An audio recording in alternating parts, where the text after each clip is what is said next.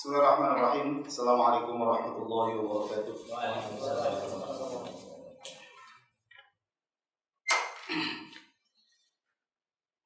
Alhamdulillah.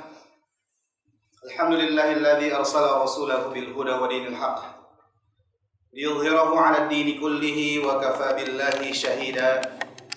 Asyhadu an la ilaha illallah wahdahu la syarika lah wa asyhadu anna Muhammadan 'abduhu wa rasuluh. Salawatullahi wa salamuhu alaihi wa ala alihi wa ashabihi wa man tabi'ahum bi ihsanin ila yaumiddin wa sallama tasliman mazida amma ba'du. Allahumma inna nas'aluka ilman nafi'an wa rizqan tayyiban wa amalan mutaqabbalan wa lisanan dzakiran wa qalban khashi'an. Allahumma inna na'udzu bika min ilmin la yanfa' wa min qalbin la yakhsha' wa min nafsin la tashba' wa min da'watin la yustajabu laha. Ikhwatal iman jamaah rahimani Allah wa iyyakum ajma'in. Hari silih berganti menjadi pekan, dan pekan-pekan pun terus bergulir dengan izin Allah Subhanahu wa taala membentuk bulan-bulan. Demikian pula bulan-bulan tersebut dengan ketentuan dan ketetapan dari Allah Subhanahu wa taala terus berjalan sesuai dengan kehendak Allah dan dengan izin Allah Subhanahu wa taala. Lagi-lagi Allah Subhanahu wa taala mengkaruniakan kepada kita perjumpaan dengan satu bulan yang mulia dari bulan-bulan yang Allah Subhanahu wa taala ciptakan kepada kita, yaitu bulan Sya'ban. Bahkan sekarang kita sudah berada di penghujung bulan Sya'ban, yang artinya Ramadan telah nampak jelas di depan kita. Ramadan, bulan yang kita rindukan, telah begitu dekat dan hampir tiba saatnya kita bisa bersua dengan bulan yang mulia tersebut. Oleh sebab itu, satu hal yang harus terus kita panjatkan kepada Allah Subhanahu wa taala, satu hal yang harus senantiasa kita minta kepada Allah Subhanahu wa taala adalah agar kita bisa dipersuakan kembali dengan bulan Ramadan ini. Agar kita bisa lagi-lagi diberikan kesempatan oleh Allah Subhanahu wa taala untuk dapat berjumpa dengan bulan Ramadan, dan yang lebih penting dari itu adalah kita minta kepada Allah Subhanahu wa taala agar Allah berikan kita taufik, agar Allah berikan kita bimbingan, agar Allah berikan kita kemudahan sehingga kita bisa mengisi hari-hari di bulan Ramadan tersebut dengan beramal saleh, dengan melakukan ketaatan dan ibadah kepada Allah Subhanahu wa taala. Yang mana bulan Ramadan hakikatnya mungkin telah kita lalui berkali-kali. Mungkin di antara kita ada yang sudah berjumpa dengan bulan Ramadan puluhan kali. Namun seharusnya kita sebagai seorang yang tamak kepada kebaikan, seorang yang beriman kepada Allah dan hari akhir, hendaklah kita untuk memandang bahwa perjumpaan kita yang kesekian kalinya dengan bulan Ramadan ini, maka kita lihat dan kita pandang perjumpaan tersebut merupakan kesempatan emas, kesempatan berharga yang Allah Subhanahu wa taala karuniakan kepada kita, kesempatan mahal yang Allah Subhanahu wa taala karuniakan kepada kita, karena tidak sembarang orang Allah berikan karunia tersebut. Karunia mahal kita katakan, mengapa? Karena tidak semua orang mendapatkan kesempatan kembali untuk bisa berjumpa dengan bulan yang mulia ini. Terlebih di zaman sekarang ini, di zaman di mana kematian begitu nyata di hadapan kedua mata kita, di zaman di mana begitu sering terdengar kabar-kabar kematian di sekitar kita. Bahkan tidak sedikit orang-orang terdekat kita, orang-orang terkasih kita yang mungkin di bulan Ramadan tahun yang lalu, di bulan Ramadan yang lalu masih berpuasa bersama kita, masih menyantap sahur bersama kita, masih berbuka puasa bersama kita, masih ruku, sujud, sholat, berdiri, sholat tarawih bersama kita, masih tadarus, saling mempelajari Al-Quran bersama kita. Namun ternyata di tahun ini Allah Subhanahu wa Ta'ala mentakdirkan mereka tidak lagi bisa merasakan lezatnya, nikmatnya, manisnya beribadah di dalam bulan yang penuh kemuliaan ini. Maka ketika Allah Subhanahu wa Ta'ala masih memberikan kepada kita kesempatan, masih memberikan kepada kita waktu untuk bisa berjumpa dengan bulan Ramadan ini, maka hendaklah kita untuk benar-benar mempersiapkan diri menyambut kedatangannya dan juga benar-benar mengisi hari-hari di bulan Ramadan tersebut ketika kita berjumpa dengannya, mengisinya dengan ketaatan dan ibadah kepada Allah Subhanahu wa Ta'ala. Karena jamaah rahimani Allah wa iyyakum ajma'in, bulan Ramadan adalah bulan yang istimewa. Bulan Ramadan adalah bulan yang terdiri dari hari-hari yang begitu istimewa. Satu hari di bulan Ramadan nilainya sungguh-sungguh sangat besar sekali. Satu hari di bulan Ramadan bisa mengangkat derajat seorang dengan derajat yang tinggi di sisi Allah Subhanahu wa Ta'ala. Mari kita simak hadis dari sahabat yang mulia Talha bin Ubaidillah radhiyallahu taala anhu, di mana beliau mengisahkan sebuah kisah yang ajib, sebuah kisah yang luar biasa, sebuah kisah yang menakjubkan, sebuah kisah yang seharusnya bisa mengubah arah pandang kita terhadap hari-hari yang Allah berikan kepada kita di kehidupan dunia ini. Talha berujar, "Anna rajulaini min Baliyin qadima ala Rasulillah sallallahu alaihi wasallam wa kana islamuhuma jami'an." Dahulu pernah datang dua orang dari Bani Bali, dari kabilah Bali, kepada Nabi sallallahu alaihi wasallam, dua orang lelaki. Dan mereka masuk Islam bersamaan. Artinya start memulai kehidupan di atas kebaikan Islam itu bersama-sama. Startnya dari titik yang sama. Fakana ahaduhuma ashadda ijtihadan minal akhar. Namun seiring berjalan waktu ternyata terlihat ada perbedaan antara dua orang yang masuk Islam bersamaan ini.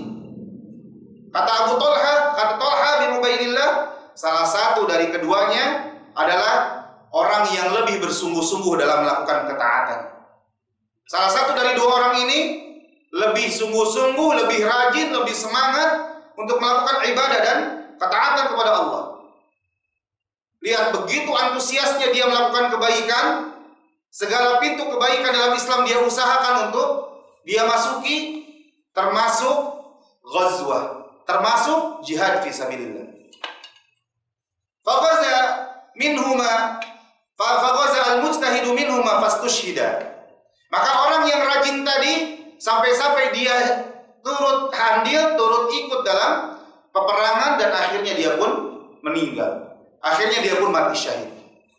Thumma makathal akhar ba'dahu sanatan thumma tuwfiya. Kemudian orang yang satunya dari dua orang ini dia hidup selama 1 tahun ke depan, kemudian tahun depannya baru dia ikut wafat. Maka Talha berkata, "Faraitu fil manam." Pada suatu malam aku melihat dalam mimpiku, baina ana 'inda babil jannah. Saat itu aku berada di dekat pintu surga, di depan pintu surga. Idza ana bihima, dan saat itu aku berjumpa dengan keduanya. Karena dalam riwayat yang lain, kenapa kok Talha memimpikan dua saudara ini? Ya, dikatakan dalam riwayat yang lain bahwa Talha ini adalah orang yang mengkafalah, yang yang menjamin kehidupan dari dua orang saudara yang masuk Islam ini. Karena ketika masuk Islam, Nabi SAW menawarkan, siapa di antara kalian yang ingin menjamin hidup dari dua saudara yang baru masuk Islam ini? Maka Talha pun dengan sukarela, dengan senang hati mengangkat tangan dan menawarkan diri untuk yang menjamin kehidupan dua orang saudara ini. Ala kulli hal, kata Talha, aku melihat di dalam mimpiku, aku berjumpa keduanya di depan pintu surga. Fa kharaja kharijun minal jannah. Maka keluarlah satu sosok dari surga, fa'adina lilladzi tuwfiyal akhir minhuma. Maka orang yang atau sosok itu yang keluar dari surga tersebut pun mempersilahkan orang yang meninggal terakhir, bukan orang yang semangat, bukan orang yang lebih paling semangat ibadahnya, bukan orang yang lebih sungguh-sungguh dalam ibadahnya, bukan, tapi orang yang biasa saja. Orang yang meninggal belakangan diperintahkan atau dipersilahkan untuk masuk ke dalam surga. Kemudian ya, setelah beberapa saat keluar lagi orang tersebut, sosok tersebut, tsumma kharaja fa'adina lilladzi istusyhida. Barulah orang yang mati syahid dipersilahkan masuk ke dalam surga. Tsumma raja'a. Kemudian kembali lagi orang tersebut ilayya. Orang tersebut kembali lagi kepadaku. Ya. Faqal, dia pun berkata, irji' fa innaka lam ya'ni laka ba'du. Pulanglah, kembalilah, karena belum waktunya kamu masuk ke dalam surga, kata sosok tersebut. Fa asbaha Talhatun yuhadditsu bihin nas fa'ajabu lidzalik. Maka di pagi hari Talhah pun membagi-bagi keheranan tersebut. Talhah merasa heran, kok bisa orang yang meninggal terakhir, yang mana dia adalah orang yang dianggap biasa saja dalam ibadahnya, ya, bisa didahulukan masuk ke dalam surga daripada orang yang dalam sisi ibadah dipandang oleh manusia lebih luar biasa, dari sisi sholatnya lebih luar biasa, dari sisi ketaatannya lebih taat, lebih sungguh-sungguh, bahkan dia mati di medan perang, mati syahid, kedudukan yang luar biasa. Ini pandangan manusia. Namun ternyata kok malah orang yang meninggal ya lebih terakhir, yang meninggalnya pun bukan di medan perang, ibadahnya pun biasa saja, ya, kok bisa masuk ke surga lebih dahulu? Ini menimbulkan tanda tanya besar, menimbulkan ya keheranan. Maka di pagi hari atau Talhah pun membagikan keheranan tersebut kepada saudara-saudaranya, kepada para sahabat. Fa balagha dzalika Rasulullah sallallahu alaihi wasallam wa haddatsuhu al-hadits. Maka kabar ini pun sampai kepada Nabi sallallahu alaihi wasallam dan para sahabat pun menceritakan kejadian tersebut kepada Nabi sallallahu alaihi wasallam. Namun Nabi bersabda kepada mereka, min ayyi dzalika ta'jabun? Apakah karena sebab ini saja kalian terheran-heran? Maka para sahabat berkata, ya Rasulullah, wahai Rasulullah, hadza kana ashaddar rajulain, hadza kana ashaddur rajulain ijtihadan, thumma istushhida wa dakhala hadzal akhir wa dakhala hadzal akhir al-jannata qablahu. Ini orang, ya Rasulullah, ini orang sungguh-sungguh luar biasa ibadahnya. Bahkan matinya pun mati syahid. Kok bisa orang yang saudaranya yang mati belakangan malah lebih dulu masuk surga sebelum dia? Maka Rasulullah SAW bertanya kepada para sahabat, alaisa hadza qad makatha ba'dahu sanah? Bukankah orang yang kedua ini dia hidup lebih lama 1 tahun setelah saudaranya syahid? Para sahabat berkata, bala, benar wahai Rasulullah. Maka Nabi SAW bersabda lagi, bertanya lagi, wa adraka Ramadan fasama wa shalla kadza wa kadza min sajdatin fi sanah, dan dia berjumpa dengan bulan Ramadan, dia berpuasa di bulan Ramadan, kemudian dia sholat ini dan ini. Para sahabat berkata lagi, bala ya Rasulullah. Maka Nabi SAW bersabda, fama bainahuma ab'adu mimma bainas samai wal ardh. Maka jelas perbedaan antara keduanya ini, perbedaannya bagaikan jarak antara langit dan bumi. Perbedaannya antara jarak langit dan bumi. Mengapa? Karena usia dalam Islam, jemaah. Panjang usia dalam Islam itu adalah merupakan karunia besar yang Allah berikan kepada seorang hamba. Kenapa? Karena usia hakikatnya adalah kesempatan berharga yang Allah karuniakan sehingga seorang hamba bisa memperbanyak, memupuk sebanyak-banyaknya perbekalan, memupuk sebanyak-banyaknya pundi-pundi kebaikan. Maka setiap detik dari kehidupan seorang muslim hakikatnya adalah waktu yang sangat mahal, waktu yang amat berharga. Lihat, perbedaan kematian antara dua orang saudara ini hanya 1 tahun saja, hanya 365 hari saja. Namun perbedaannya, kata Nabi, perbedaannya antara jarak antara langit dan bumi sangat jauh sekali, jemaah. Jemaah rahimani Allah wa iyyakum ajma'in.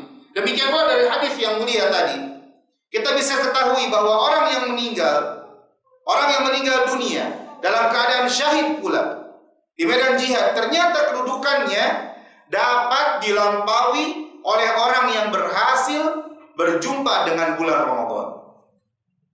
Orang yang mati syahid mendapatkan kematian yang paling mulia, mendapatkan kedudukan yang tinggi di sisi Allah Subhanahu wa taala.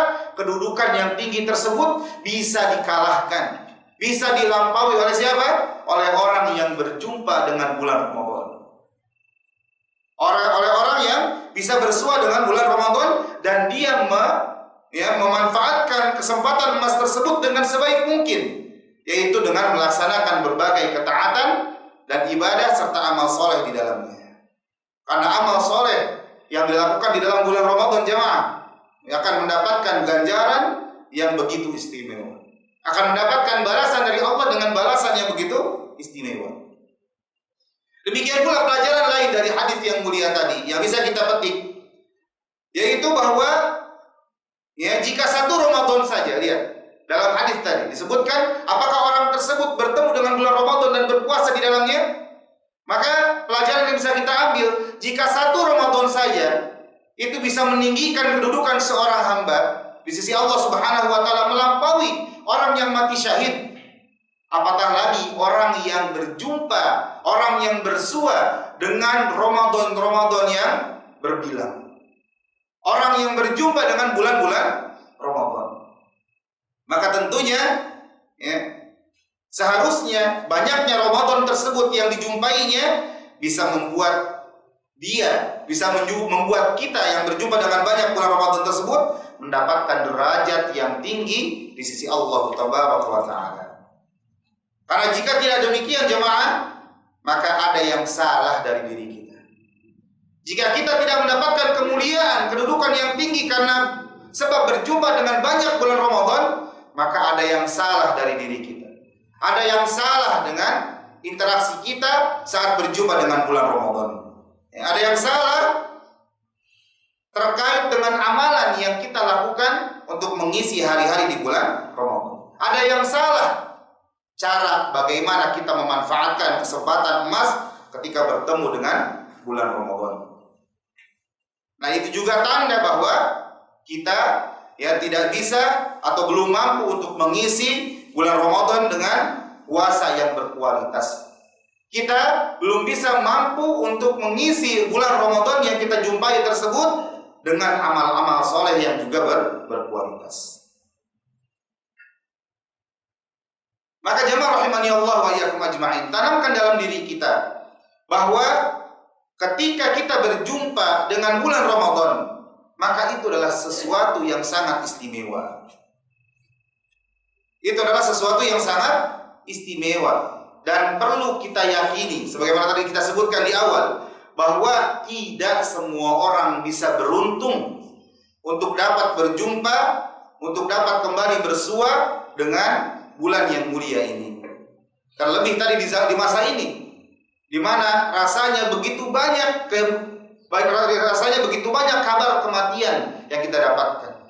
Entah itu keluarga kita, orang tercinta kita, sahabat kita, kerabat kita, teman-teman kita, teman pekerjaan kita, teman bermain kita, tetangga kita. Begitu banyak kabar-kabar kematian di zaman sekarang. Begitu dekat kematian itu dengan kita. Maka saat kita berjumpa dengan bulan Ramadan, hendaklah kita untuk benar-benar memanfaatkan, memaksimalkan usaha kita untuk mengisinya dengan amal soleh yang berkualitas.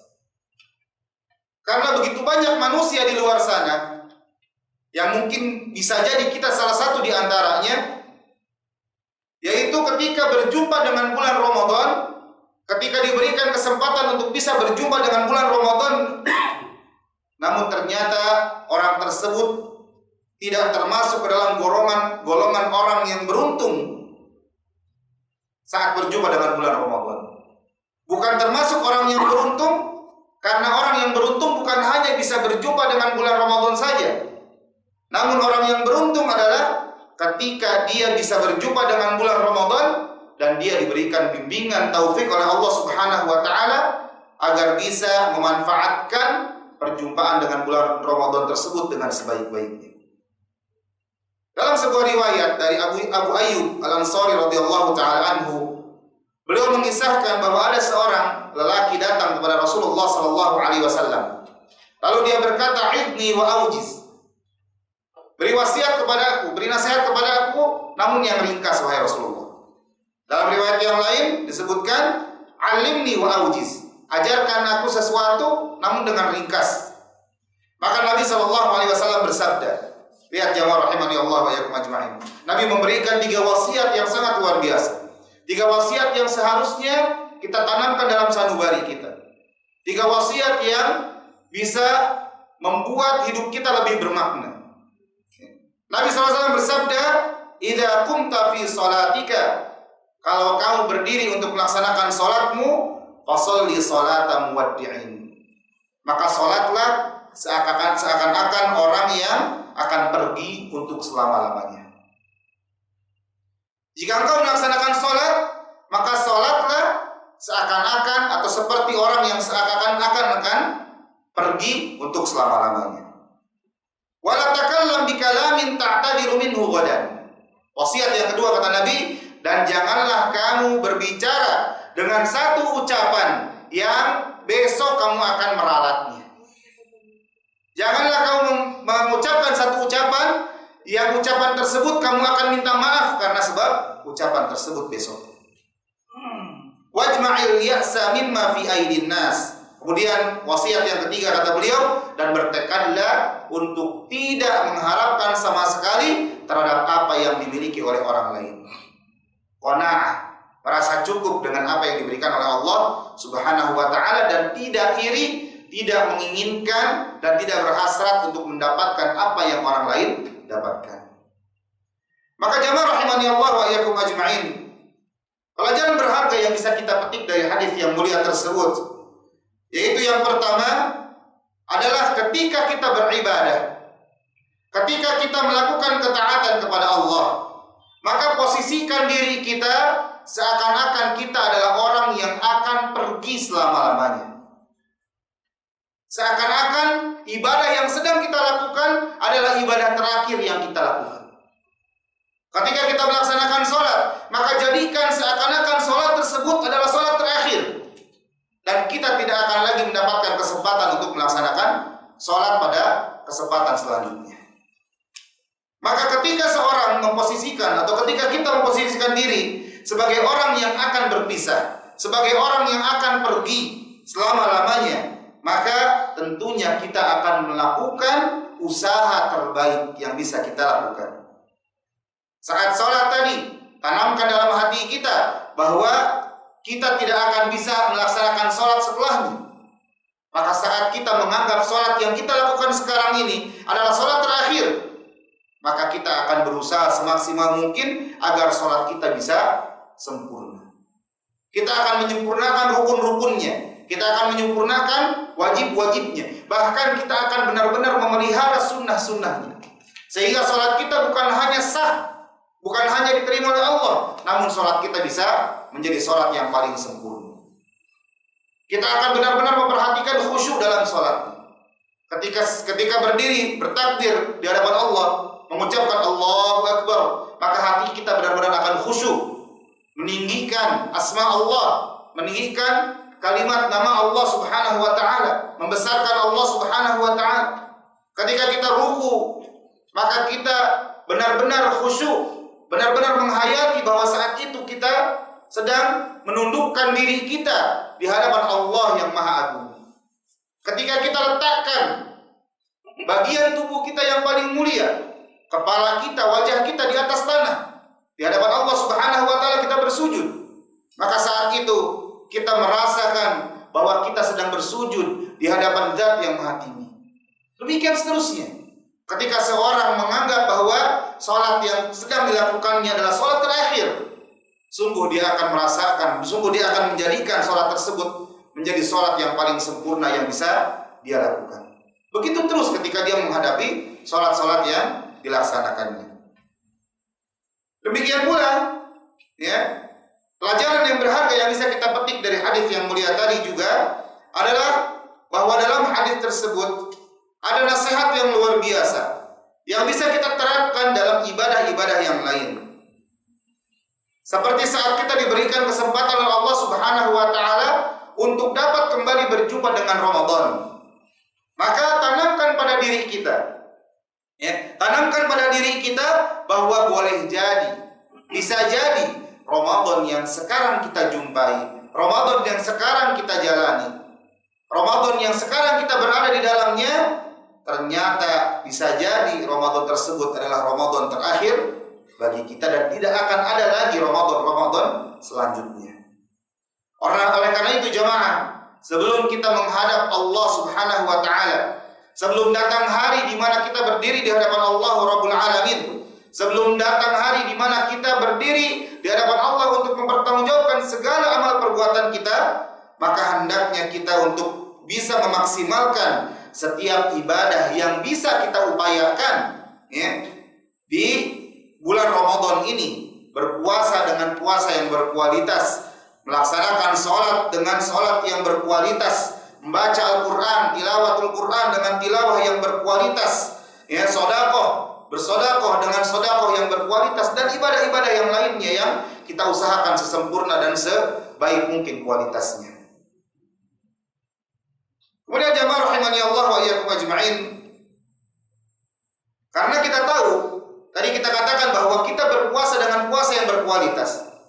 Maka para ulama jelaskan bahwa puasa itu hakikatnya ada 3 tingkatan.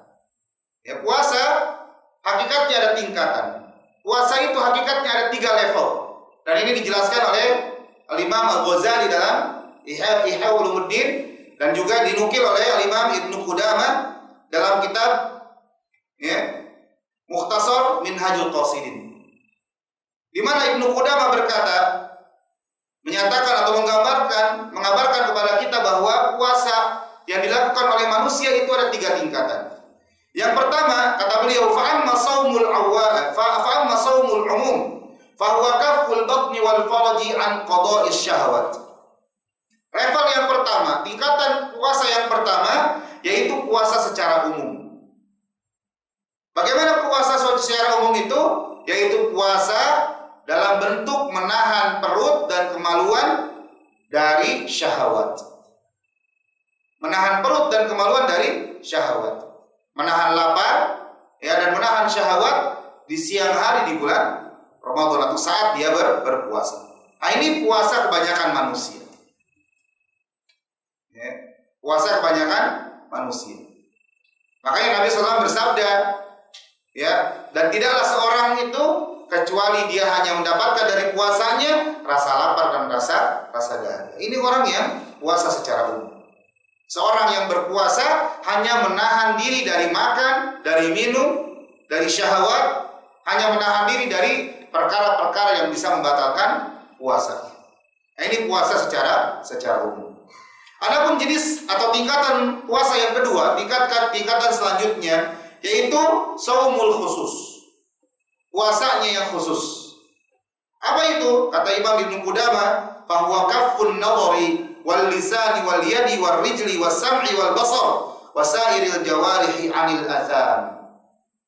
Yaitu menahan pandangan, menahan lisan, menahan tangan, menahan kaki, menahan pendengaran, penglihatan, dan seluruh anggota badan dari perbuatan dosa.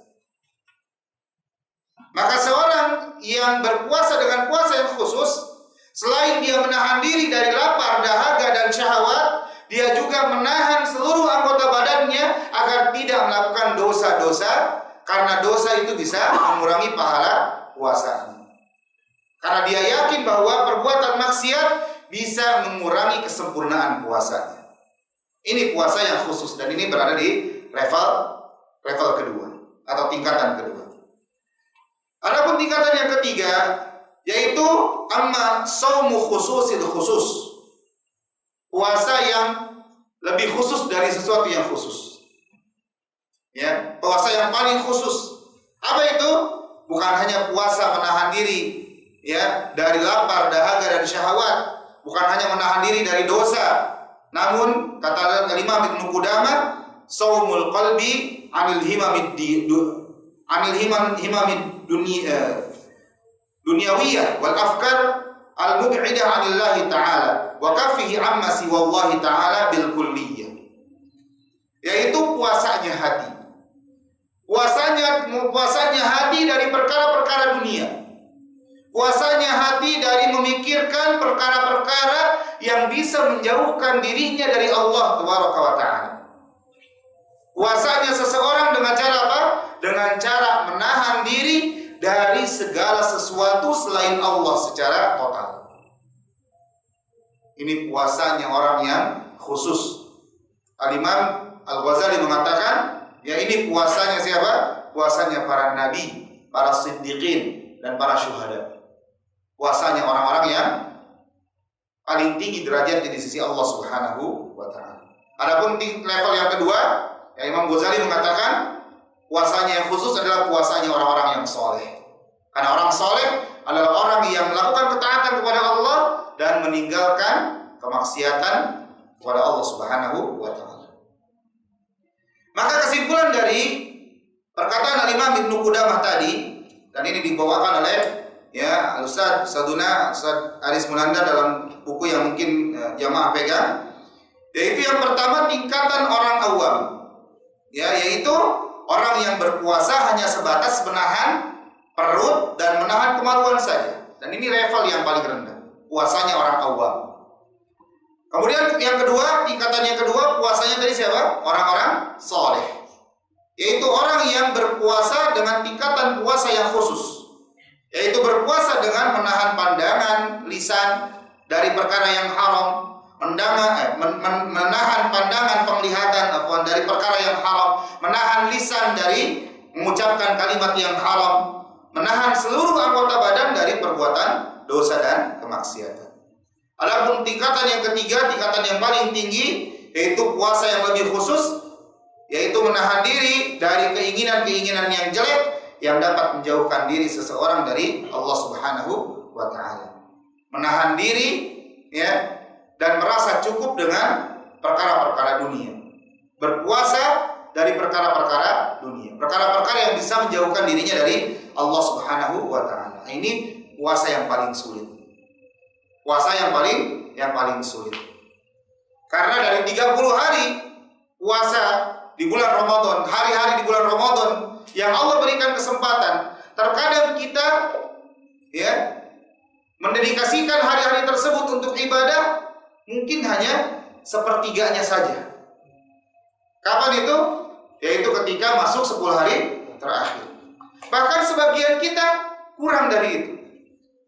Di 10 hari terakhir bukannya malah lebih dekat dengan Allah Subhanahu wa Ta'ala, bukannya malah lebih maksimal ibadah dan amal solehnya, malah apa? Sibuk dengan ke-mall, ya, sibuk dengan baju baru, sibuk dengan pakaian baru, sibuk dengan kue-kue lebaran, sibuk dengan rebus buras yang berjam-jam lamanya.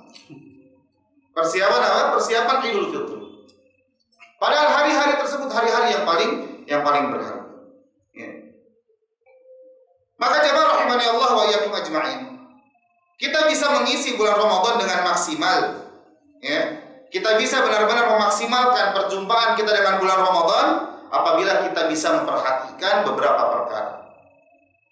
Di antaranya yang pertama, tanamkan kesadaran pada diri kita bahwa bisa jadi Ramadan yang kita jumpai ini ternyata Ramadan terakhir kita. Kalimat inilah yang kita jadikan tajuk kajian kita hari ini. Ya, bila ini adalah Ramadan terakhir. Tanamkan itu jemaah. Tanamkan bahwa Ramadan ini bisa jadi Ramadan terakhir bagi kita. Karena kita tahu bahwa pandemi belum selesai. Ya. Pun kalau misalkan pandemi itu sebagaimana para ulama jelaskan, ya, di antaranya satu nukilan dari Syekh Sudais hafizahullah taala, bahwa katanya pandemi corona itu bisa membunuh manusia hanya 1%. Kemungkinan orang mati dengan corona itu ada 1%.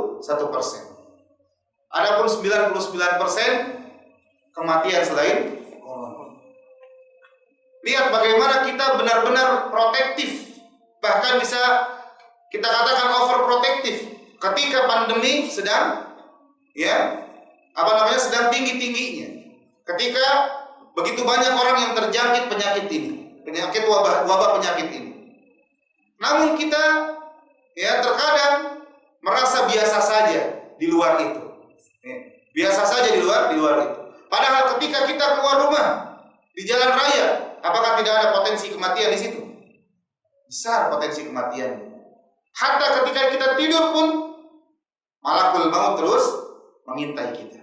Kematian terus mengintai kita. Maka tanamkan kesadaran pada hati kita, pada diri kita. Bisa jadi Ramadan sekarang, Ramadan hari ini, Ramadan tahun ini, bisa jadi itu adalah Ramadan terakhir bagi kita. Kemudian yang kedua, agar maksimal kita mengisi bulan Ramadan dengan berbagai macam amalan ketaatan yang berkualitas, maka sambut Ramadan dengan ibadah di dalamnya dengan penuh perasaan gembira dan bahagia. Sambut jemaah. Karena sebagaimana kita katakan di media sosial, kita katakan di hadapan manusia yang lain, bahwa kita sungguh rindu, kangen dengan Ramadan. Maka buktikan kangen tersebut, buktikan rasa rindu tersebut jemaah. Karena ketika seorang merindukan sesuatu, menunggu sesuatu, maka tentunya dia pasti akan benar-benar menyambutnya dengan sambutan yang luar biasa ketika sesuatu yang dia tunggu itu datang. Ketika kita katakan kita menunggu bulan Ramadan, kita menunggu datangnya bulan Ramadan, maka sepatutnya bagi kita ketika Ramadan itu datang menghampiri kita, maka kita sambut dengan sambutan terbaik yang bisa kita lakukan. Mengapa kita harus bergembira jemaah? Mengapa kita harus bahagia ketika datang bulan Ramadan? Karena hakikatnya sekali lagi, datangnya bulan Ramadan itu merupakan kesempatan berharga, kesempatan emas yang Allah karuniakan kepada kita. Saat kita bisa menyantap makanan yang baik, yang halal ketika berbuka, setelah sebelumnya seharian penuh kita berpuasa, menahan diri dari lapar dan dahaga, maka itu adalah merupakan kebaikan. Dari buka puasa saja jamaah, kebahagiaan kita rasakan. Walaupun selain makanan lezat tadi, saat berbuka yang kita santap, tentunya yang lebih membuat kita bergembira adalah saat kita diberikan kesempatan oleh Allah Subhanahu wa taala untuk bisa menjadi hamba yang penuh ketaatan kepada Allah di bulan Ramadan. Karena itu adalah hakikat disyariatkannya puasa bagi kita. Karena hakikat disyariatkannya puasa untuk apa? Agar menjadikan kita hamba yang bertakwa, agar menjadikan kita hamba yang taat kepada Allah Rabbul Alamin. Allah Subhanahu wa taala berfirman dalam surah Al-Baqarah ayat 183, "Ya ayyuhalladzina amanu kutiba alaikumus shiyam kama kutiba alal ladzina min qablikum la'allakum tattaqun." Wahai orang-orang yang beriman, telah diwajibkan kepada kalian berpuasa sebagaimana telah diwajibkan kepada orang-orang sebelum kalian agar apa? Agar kalian bertakwa. Maka itu hakikat dari syariat puasa yang Allah syariatkan kepada kita. Maka terakhir jemaah rahimani Allah wa iyyakum ajmain, faedah yang bisa kita dapatkan dari ibadah puasa adalah bahwasanya puasa bisa menjadikan kita menjadi pribadi yang lebih baik lagi. Bisa menjadi pribadi yang lebih taat kepada Allah. Bisa menjadi pribadi yang lebih bertakwa kepada Allah Subhanahu wa taala. Dan ketika seorang hamba menjadi seorang yang bertakwa, apa yang akan dia dapatkan?